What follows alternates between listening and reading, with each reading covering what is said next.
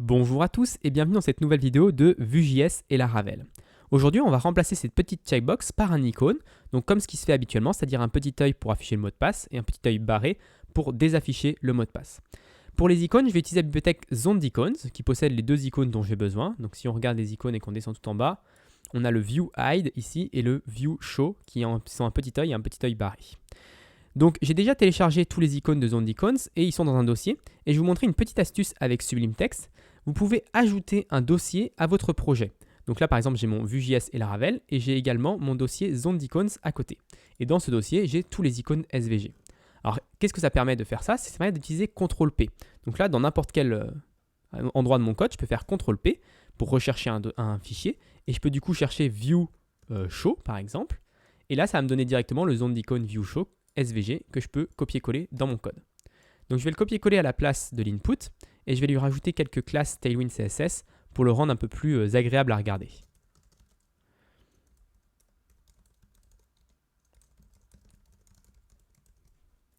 Donc je le mets juste plus petit et je le mets d'une couleur un peu moins noire, un peu plus gris pour que ça s'intègre mieux avec le design du site. Donc une fois que cette icône est là, normalement je peux juste retourner sur mon Laravel, actualiser et j'ai mon icône qui apparaît à cet endroit-là. Donc maintenant, ce que je veux, c'est quand on clique sur le cadre ici, ça m'affiche mon mot de passe. Actuellement, si je clique, rien ne se passe. Donc ce que je vais faire, c'est que je vais rajouter ici le div, je vais le transformer en button, parce que c'est ce qu'on a besoin, hein. C'est un button de type, d'ailleurs, button. C'est pas obligatoire, on pourrait garder un div, mais c'est plus cohérent de mettre un button. Donc on va juste vérifier que ça n'a rien cassé. Ici, voilà, on a toujours le même design, sauf que maintenant, déjà, par exemple, on a le curseur qui devient quelque chose de cliquable et on peut le sélectionner également avec le clavier. Donc c'est quelque chose d'important pour l'accessibilité. Donc une fois que ceci est fait, ça c'est pas du JavaScript, on va pouvoir rajouter notre Event Handler. Donc avec jQuery, vous auriez fait un Add Event Listener. Avec Vue.js, on va le mettre en propriété avec une directive. Donc les Add Event Listener avec Vue.js, ça se fait avec un arrobase et ensuite on le suit avec le nom de l'événement. Donc là, nous, ça va être un événement de type click. Donc on va faire arrobase click égale, ouvrez les guillemets. Et dans ces guillemets-là, on peut mettre soit une méthode Vue.js, comme on verra plus tard, ou alors on peut mettre juste une expression, comme on avait actuellement, qu'on avait dans 2.type ici, une expression JavaScript.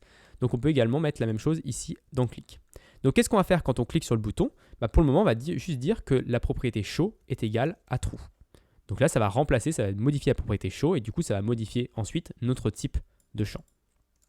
Donc si je reviens maintenant sur mon code, que je réactualise, que je tape un mot de passe, et que je clique sur le truc, sur le petit icône, ça affiche mon mot de passe. Par contre, quand je reclique, rien ne se passe, parce qu'on a dit que show égale true. On n'a pas dit qu'on inversait la propriété. Donc là, on ne va pas remettre à false la propriété quand on reclique à nouveau.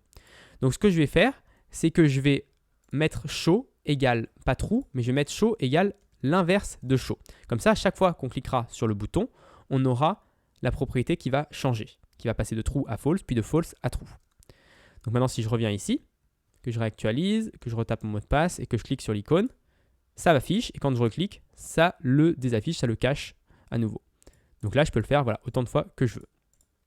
Donc ça, c'est plutôt bien. Par contre, on a vu que quand je clique, l'icône ne change pas. Il reste un œil alors que je voudrais que quand on affiche, ça devienne un œil barré pour qu'on puisse voir qu'on peut cacher le mot de passe à nouveau.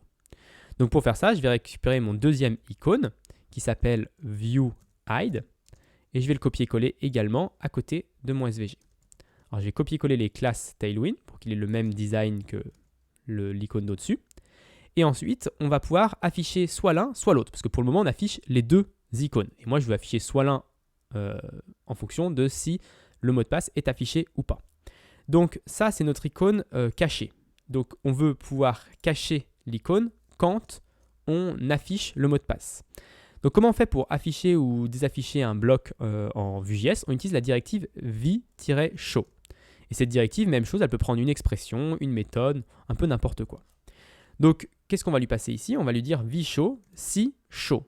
Donc ça, cette variable-là, c'est la variable show qui permet de dire si on affiche le mot de passe ou pas.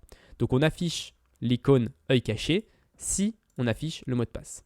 Et on va faire la même chose avec l'icône d'au-dessus.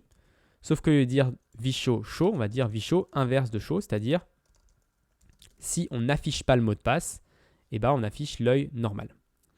Donc là, c'est juste pour afficher ou désafficher en fonction. Et donc, il n'y aura qu'un seul des deux icônes qui sera visible à un instant T. Donc si je reviens maintenant ici que je réactualise, je retape un mot de passe, je clique sur l'œil, cette fois-ci le mot de passe s'affiche et puis on voit bien également que l'icône a changé par un œil barré. Donc on peut recliquer sur l'œil barré pour cacher notre mot de passe.